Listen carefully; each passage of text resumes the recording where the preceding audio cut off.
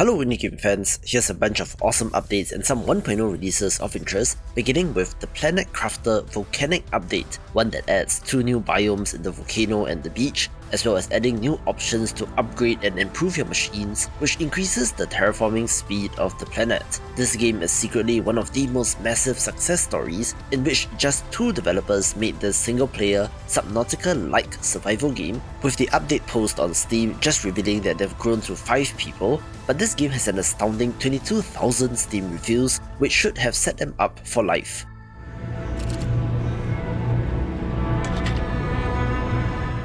A game from 2022 that went viral due to the character design of the antagonist is Choo-Choo Charles, since it is a horrible spider train which sure is unique, and in line with Halloween, the developer released Nightmare Mode which ratchets up the difficulty, so go back to it for a challenge.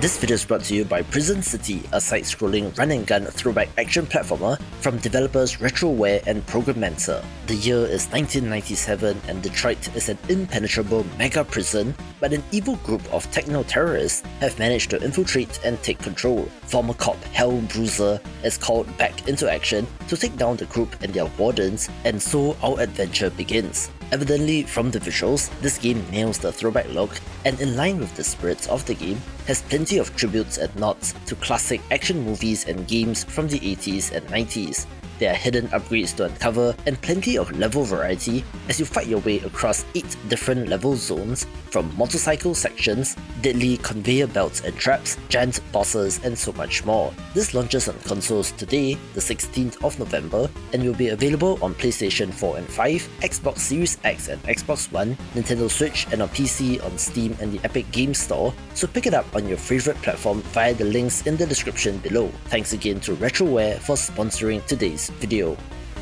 The developers of the co-op submarine simulator Barotrauma keeps on trucking, with multiple updates during its early access period, which culminated in the 1.0 release in March 2023, with the Treacherous Tides update bringing it to version 1.1. The main thing here is the update to the traitor system, which has been completely overhauled, where of course, as in tense co-op games like this, the traitor element will keep players on their toes in an exciting game of cat and mouse, since the traitor is trying to sabotage the submarine without being caught. If you are not familiar with the game, it is set in the not too distant future, where humanity has fled to Jupiter's moon, but the surface is unlivable, with life only being found in the ocean, and in typical sci-fi horror fashion, of course comprises of monstrous alien creatures, with this being one of the standout co-op experiences.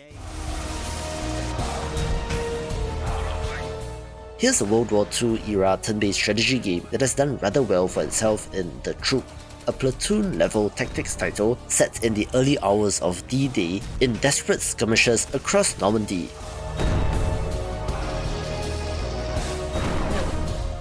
It is not my area of expertise, but if you're into digital war games, there are a whole bunch of these which can be surprisingly popular if you don't follow the scene, with this looking like a good entry as well.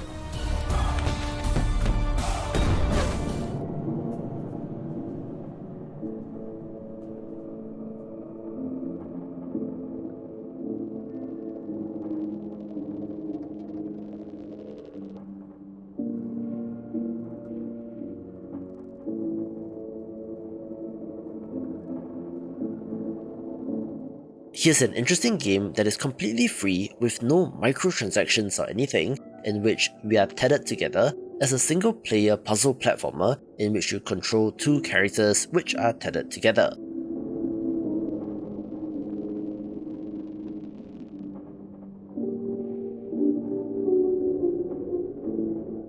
It is a little bit creepy with you attempting to escape a dark presence which is in the catacombs, but for free, why not give this a go?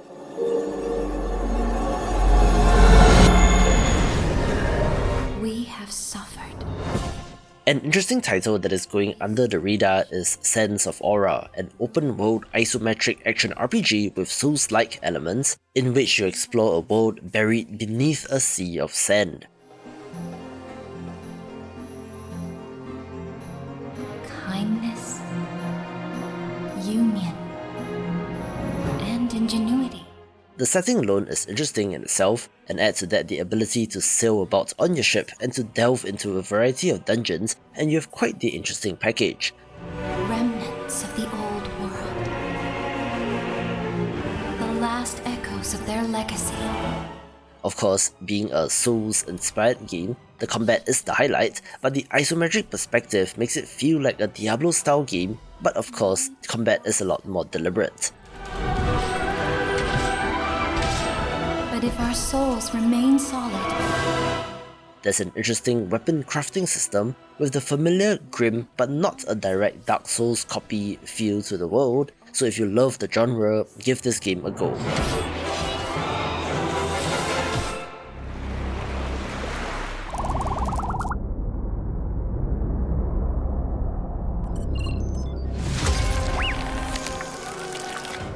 While Among Us, at least on PC, has dropped off tremendously in terms of player population, I'm pretty sure mobile is where it's at and is still very popular, which makes the release of the Fungle of interest, a new map set on a deserted island with plenty of new activities and features.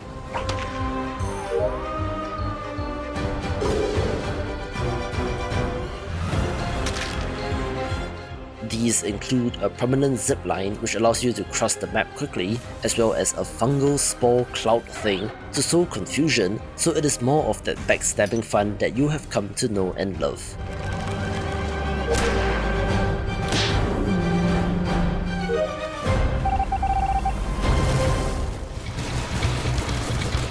One of the boomer shooters chugging along in early access is Supplies from April, where they have just released episode 2, which includes 5 new maps with new enemies and continues the story in the game. I do love it when modern boomer shooter developers use the whole episode naming convention, since that was exactly how those shareware classics of the past did it, adding more content to this game.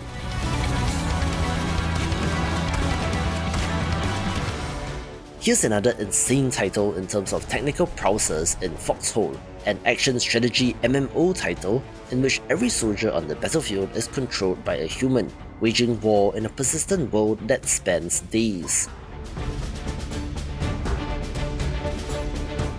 They have just released the Naval Warfare update, which adds warships, naval battles, beach landings, islands and more, with player population looking good on Steam, where it has always fascinated me since commanders need to account for things like supply lines and ammunition stocks, all of which, you guessed it, has to be crafted and transported by actual human players as well, with this update making it even better.